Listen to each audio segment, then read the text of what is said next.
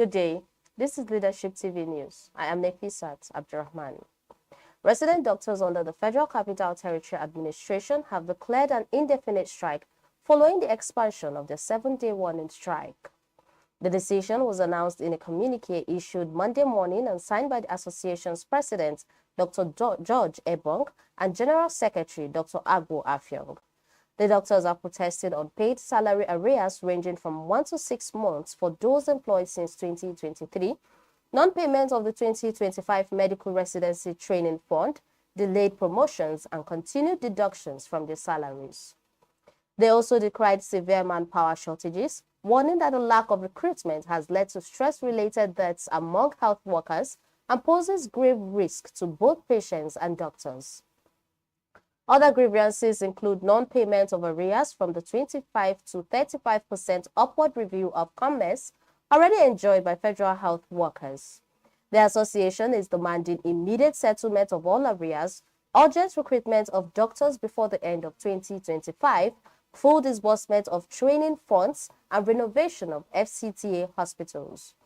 They are also calling for a state of emergency in the capital's health sector, stressing that Abuja should be a model for healthcare delivery, but has instead, in their words, become a shadow of what it ought to represent. The Federal High Court in Abuja has declined to hear a motion filed by the detained leader of the proscribed indigenous people of Biafra, Nnamdi Kanu, seeking to be moved from the custody of the Department of State Services to the National Hospital for medical treatment. Justice Musa Liman, who sat as vacation judge, ruled that his mandate expired on Monday and that he lacked jurisdiction to entertain fresh applications. He ordered that the case file be returned to the chief judge for reassignment. During the proceedings, Kanu's lawyer, Uchenna Njoku, informed the court that the motion was filed on September 1st, but a 37-paragraph counter-affidavit from the government was only served on him in court. He asked for an adjournment to enable him respond. The federal government's counsel, Chief Adegboyega Awomolo, did not oppose the adjournment and pledged readiness to proceed once a new date is set. In his ruling, Justice Liman recommended that the chief judge expedite reassignment of the case, noting that it involves the health of the applicant. Kanu's motion seeks an order directing the DSS to transfer him to the National Hospital in Abuja for medical care. The National Human Rights Commission has condemned the unlawful arrest of Kebbi-based journalist Hassan Miwaya Kangiwa, describing it as a violation of press freedom and human rights. Kangiwa was detained after exposing poor conditions at Kangiwa General Hospital, but has since been released. In a statement, the Executive Secretary of the Commission, Dr. Tony Ojukwu, said his detention amounted to an abuse of power by the Kebbi State government. While welcoming the 200,000 naira compensation paid to the journalist, Ojukwu said the state's government must also issue a public apology to fully comply with constitutional provisions. The NHRC also commended the suspension of the State Commissioner for Health, Yunusa Ismail, over alleged negligence, stressing that his office has direct responsibility for the right to life and health. Ojukwu reiterated the importance of press freedom in holding leaders accountable and urged all state governments to prioritize citizens' well-being and improve health standards. A Catholic priest, Reverend Father Wilfred Ezemba of St. Paul Catholic Parish, Agalika Efebo in Olamaboru, local government area of Kogi State, has been abducted by gunmen. The incident occurred on Saturday, September 13th, along the Emmanuel Gugu Road. Reports suggest the priest may have been kidnapped alongside other commuters, though details remain unclear.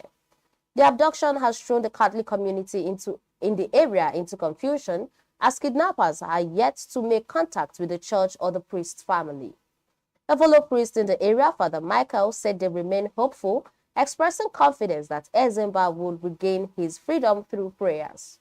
Security agencies, including the police, the military, and the Kogi East Neighborhood Watch, have begun combing nearby bushes and forests in search of the priest and other possible victims.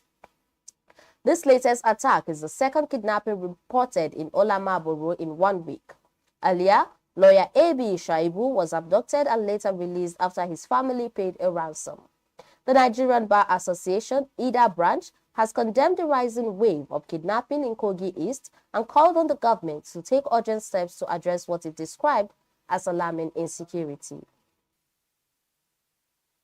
On the sports scene, Nigerian sprint hurdler Tobi Amusan has won silver in the women's 100 meters hurdles at the World Athletic Championship in Tokyo, delivering Team Nigeria's first medal of the competition.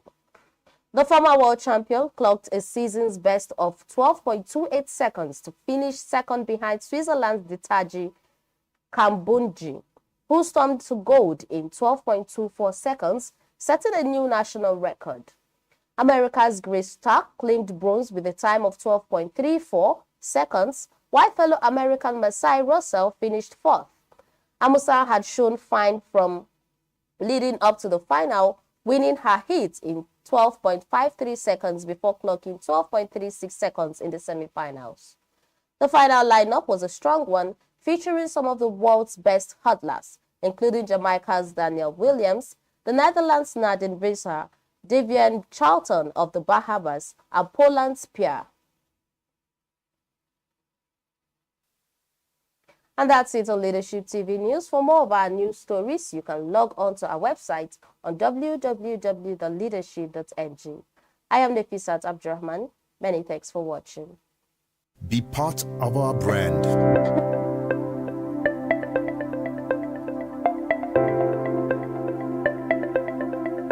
Leadership for God and country. Thank you for watching. For sponsorship and advert placements, please contact 080-3688-6158. Last Word Leadership Podcast Studio. You have the last word.